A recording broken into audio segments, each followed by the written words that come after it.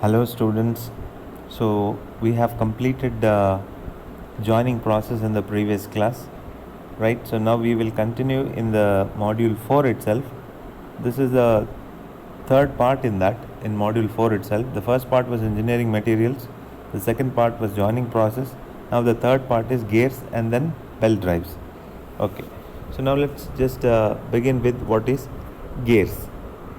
All right, so gears are the devices which are generally used for transmitting motion from one shaft to another shaft.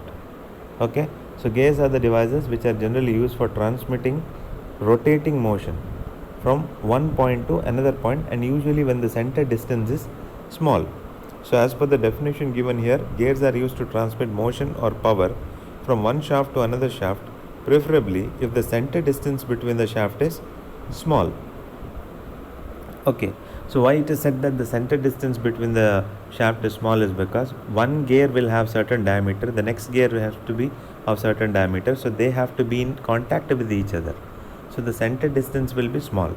So if the distance from one point to another point is very long, that means the power or the rotating motion has to be transferred from one point to another point which is at a certain far distance, then it is not a better idea to use gears.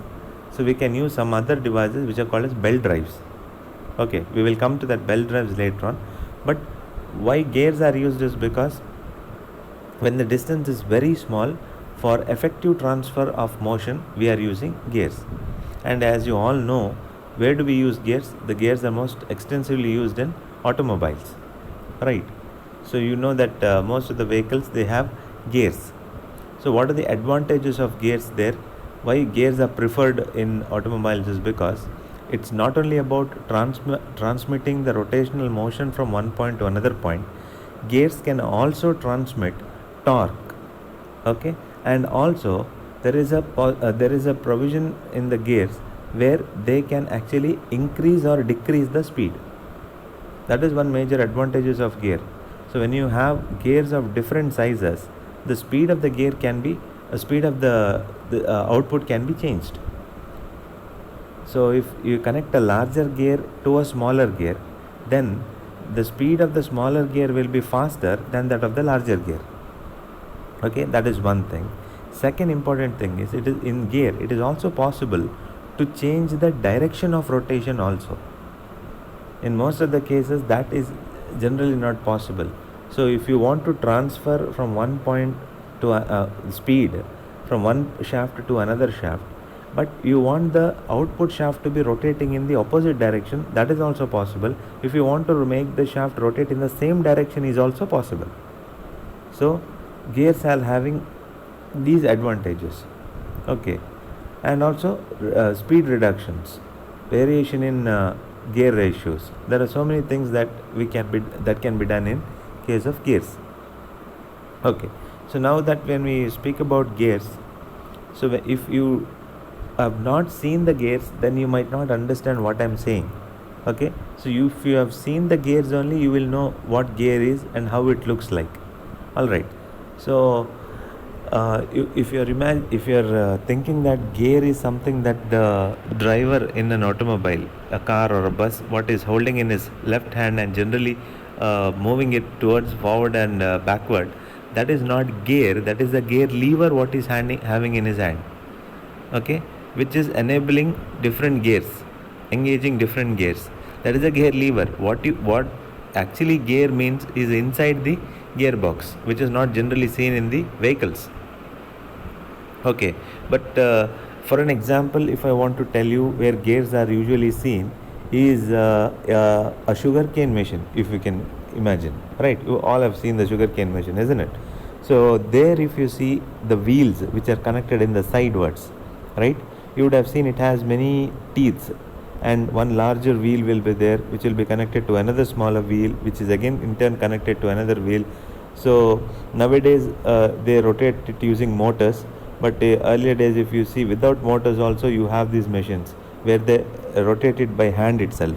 So when that happens, you can see the various gears are getting engaged, meshing with each other, and finally the speed of the gear will be at particular constant. So the wheel in which is rotating will be usually larger, and then it is connected to smaller gear so that the speed will slightly increase. Okay, so that is a function of gear. So the similar kind of gears will be used inside the automobile, generally very small actually, so that you can vary the speeds also, not just transfer the motion from one point to another, but also you can vary the speeds. Okay, now which are the different types of gears that we have, and what are the different gears we have, and what are their applications? So we have to see the different types of gears now. So first we will see that is something called as a spur gear. So let me just zoom in and just show you the sketch of a gear. So this is actually two gears. Okay, they are called as spur gears. If you have seen these kind of things, these kind of wheels, these are nothing but gears. Okay, this is what a gear is.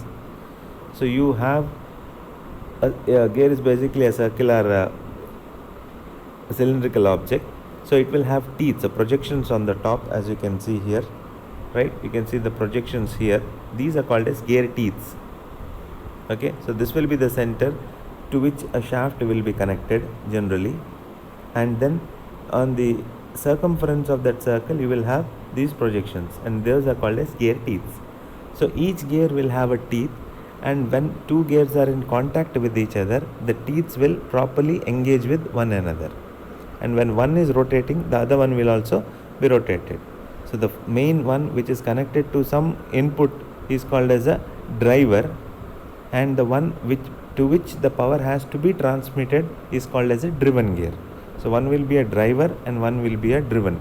So in this case, just an example, if I want to say, if this is the one which is connected to some engine, let's say from where the power is being given, so this becomes the driver. So this will be rotating like this, and this will be receiving the power, right? So when this is engaging, this will also start rotating like this. So this one will be called as a driven gear. Okay, so what is a spur gear? A spur gear is cylindrical in shape with the teeth on the outer circumference that are straight and parallel to the axis of the gear. Okay, that's important. Why I am telling that is because there are other gears which are not having straight teeth. That's why it becomes important for us to say that the teeth are straight here for a spur gear. So spur gear is cylindrical in shape with the teeth on the outer circumference that are straight and they are parallel to the axis. Okay, so there are number of variations in the basic spur gear, including pinion, wire, stem pinions, rack, and other internal gears. Different varieties are there, but basically a spur gear will have a teeth which are straight and which are parallel to the axis. So you know how it looks like. So this is a spur gear.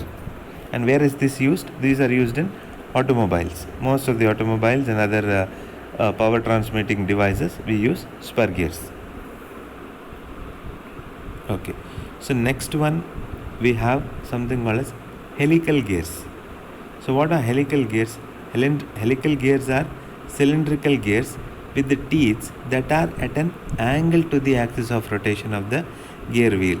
So if you can see the sketch here, this also has a teeth. It is also having teeth, but only thing is that these teeth are not straight, isn't it? They are at an angle. So you can observe that very clearly here. These gears, these are the teeth. So these teeth in case of spur gears, they were straight. Now in this case, they are at an angle, isn't it? So they will also have contact. Two gears when they meshed will also have contact, and then they will also transmit power. Okay, and these gearbox where they are used, these are extensively used in gearboxes because of their smooth engagement when the gears are changed. So actually helical gears will have larger strength than spur gears, and at the same time the engaging of these gears from when they are shifting from one gear to another. Okay, so when there is a shaft which is connected to these gears, so when we are just shifting it, that is one gear will lift and the other, it has to be connected to the other gear, the engaging of the gears will be very smooth. Okay, and that is the reason why they are used in most of the gearboxes. Okay, then there is one more type of gear that is called as bevel gears. Okay, so as you can see in the sketch here, this is an example for bevel gears, right? So what is the difference that you are seeing here? These gears are connected perpendicular to each other, right? In the previous case, in the helical gears as well as in the spur gears, what you generally see is that the two gears are parallel. That is, one gear, the axis of that is parallel. But in this case, the axis of gear A, if I could say, this gear, and another is this gear, the axis is perpendicular or at an angle almost equal to 90 degrees, isn't it? One axis will be vertical, the other axis is horizontal. So this is used when the power has to be transmitted from one axis to another axis. You understand? Something is actually, when I give a vertical rotation, horizontal movement has to take place, or when I give a horizontal motion, the vertical rotation has to take place. In such a case, we are using bevel gears. So bevel gears are the gears where the axis of the two shafts intersect and the two bearing faces of the gears themselves are conically shaped. Bevel gears are most often mounted on the shaft that are 90 degrees apart, but can be designed to work at any other angles as well. So as I told you, generally they will be at an angle of 90 degrees. That means I hope you can understand this concept, isn't it? So when I give a rotation vertically, the horizontal rotation has to take place. Or if I move something horizontally, vertical rotation has to take place. These kind of things are generally used in machinery parts, in machines, where you have to rotate something vertically in this y axis, let's say, and the movement has to take place in the x axis. Okay. Next one, we have something called as worm gears. Now what is this worm gear?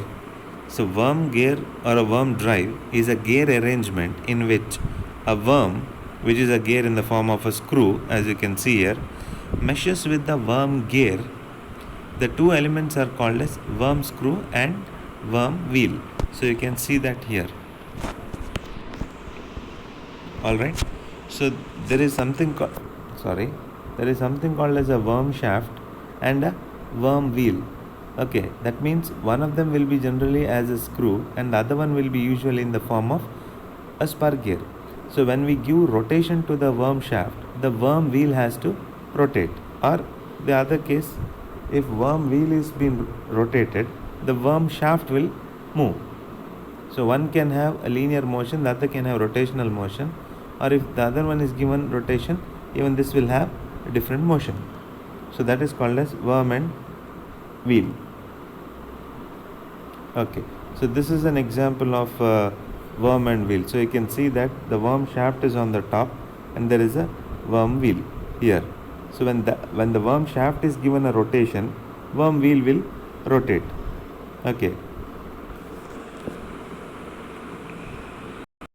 Okay, so last one is called as rack and pinion.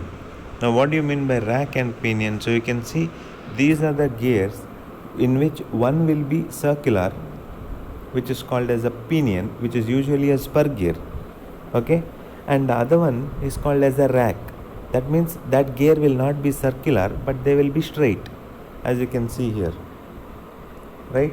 So you have this circular portion which will have teeth, which is not shown here, only 3 teeth are shown, but generally they will have teeth throughout. They are circular in nature, and there will be something called as a rack which will be straight only. Okay, so what is the use of this? That means when I give a circular motion to this, okay, then there should be a linear motion. Got it? If a circular motion is given to pinion, for example, this pinion is made to rotate in this particular direction like this, the pinion will be rotating. As pinion is rotating, the rack would actually be in contact and it will move from left to right as it is indicated in the arrow here. Alright, so pinion will rotate, it will mesh with the teeth of the rack, and rack will move like this. Or if I try to move the pinion in this direction, rack would move in this particular direction. So where do you think the application of these things will be there? Again in machineries. If you remember when we did module 5, we had lathe machines. So when I explained you about the carriage assembly, I was telling you that there is a carriage wheel, isn't it? So when we rotate the carriage wheel, the entire carriage will move from left to right or right to left, isn't it? When the tool, when we say that during the turning operation, the tool will be connected, and I say that the tool will move from left to right. How it is moving? It is moving by the operator. The operator rotates the carriage wheel.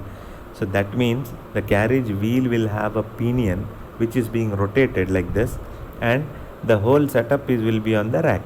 So when you give a circular motion, it will have a linear motion. Got it? So this is what you mean by rack and pinion. So we have studied different types of gears in this class.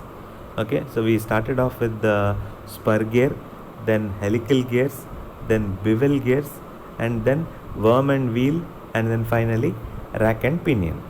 So these are the different types of gears. Okay, so I will stop here with just an introduction with the different types of gears. So in the next class onwards, we will study the other things in gears, like the velocity ratios, how what will be the speed in which one gear will be speed that will be transferred from one gear to another gear. If one gear is rotating at certain speed, what will be the speed of the other ones? All those things will be studied in the next class. Okay, so we will stop till here now, and we will continue in the next class. Okay, thank you.